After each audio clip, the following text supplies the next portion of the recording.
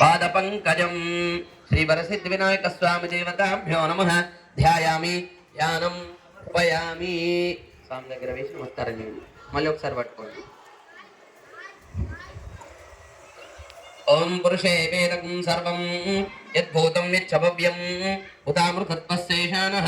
इदन्नेनातिरोहति आगच्छत्वं जगन्नाथ सुरासुर नमस्कृत अनाथनाथ सर्वज्ञ विघ्नराज कृपा करो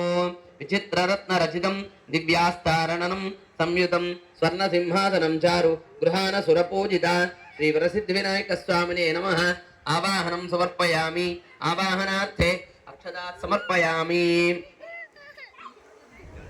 ओम एतावानस्य महिमा अतो ज्यायागुश्च पूरुषः